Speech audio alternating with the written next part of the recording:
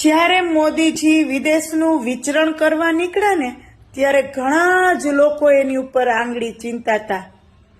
જાણીએ અજાણીએ ચોરી છુપે ખૂણે ખાચ કે ક્યાંય વાતો તો થતી હતી જ કે આ મોદીજી વડાપ્રધાન બન્યા પછી વિદેશમાં વિચરણ જ કરે છે, ફરે છે ને લાખો કરોડો રૂપિયાની નુકસાની કરાવે છે, કરોડો રૂપિયા એમાં વેડફી નાખે છે. પણ એટલું યાદ રાખજો કે રાજા હોય ને એ પ્રજાનો શુભચિંતક હોય છે અને પ્રજા વિચારે ને એના કરતા 10 ગણું રાજા વિચારતા જ હોય છે કે એની પ્રજાનું હિત શું છે.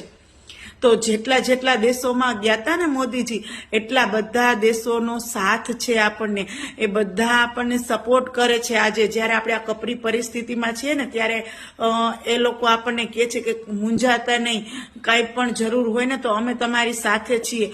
તો આપણે એને પહેલા દોષી ઠેરાવતા, આપણે એની વાતો કરતા, પણ ખરેખર તો એને આપણે ભગવાનને પ્રાર્થના કરવી જોઈએ, ભગવાનને થેન્ક્સ કહેવું જોઈએ કે આપણને આવા મોદીજી જેવા રાજા મળ્યા છે, જે આવા વડાપ્રધાન મળ્યા છે, જે અવિરત સતત પ્રજાનું હિત માટે કંઈક ને કંઈક સારું કરવા માટે સતત ને સતત કાર્યશીલ રહે છે. સાચું ને? તો આપણે તો ખૂબ ખૂબ આભારી છીએ.